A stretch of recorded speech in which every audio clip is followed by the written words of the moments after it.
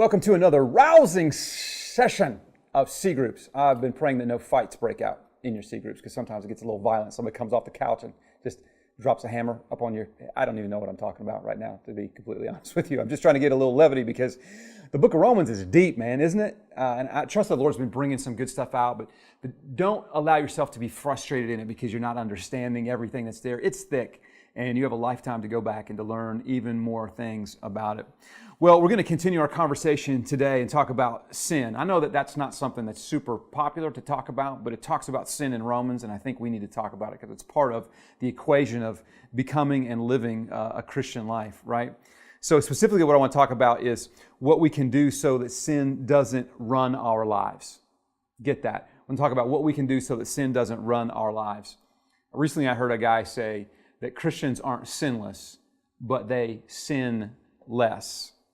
And I think that's probably a good saying, that Christians aren't sinless, but that they sin less. But if we're not careful, we also just kind of give permission for sin to be in our life. You know, well, sin's just going to be always going to be hanging around, and it's just always going to kind of be there, and I'm always going to be kind of be dealing with it. But what Paul says in Romans is that we are dead to sin. That sin is dead to, that we are dead to sin, that we should not even want to pursue it. Now, granted, he also says in Romans that he's wrestling with doing the things that he doesn't want to do and all those. So there's that dynamic that happens. But could your life be characterized as becoming dead to sin, or maybe becoming more dead to sin than you were last year or last month? Well, if so, then it's going to take a battle, and it's a battle that is going to be difficult. But we have to decide who's going to master us. And if I can be completely honest with you, I tell you that I see people sometimes that really love Jesus, but they just resolve themselves to this sin thing. Man, I love Jesus, but I'm always going to struggle with fill in the blank.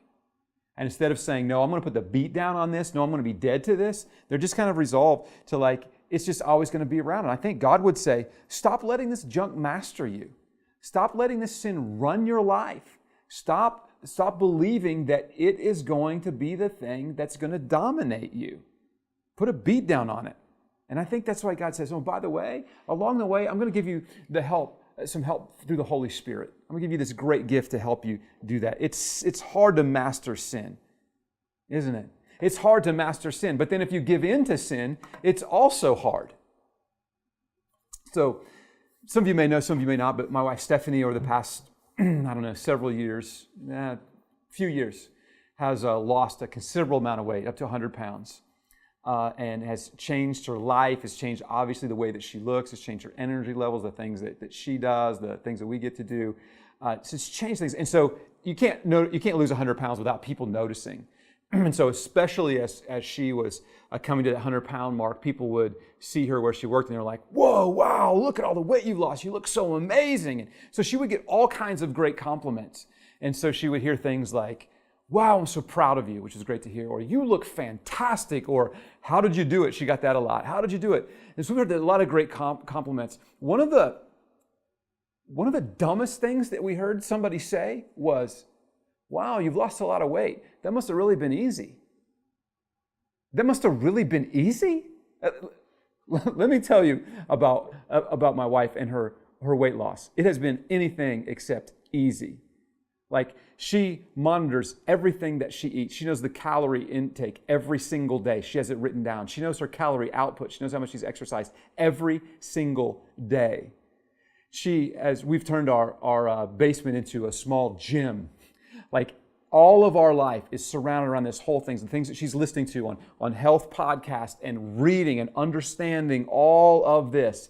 And she's gone through the weight loss. Now she's been in maintenance mode. And in maintenance mode, it's the same thing. Exercises every single day. Watches what she eats. Watches her input. Watches her output. Everything. Easy? It hasn't been easy at all. It has been anything but easy. So we were talking the other day. We were on a walk, and she said, if I had one quote that I was going to tell somebody, or somebody said, what's the one thing that I would tell them? My wife said, I would tell them this: choose your hard.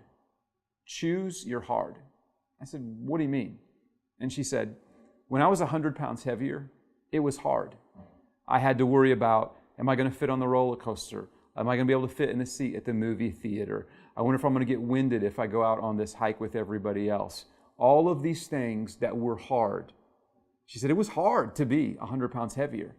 She said, but it was also hard to lose all of the weight. It's hard to get up in the morning and want to exercise. It's hard to count your calories. It's hard to eat right. It's hard to do this.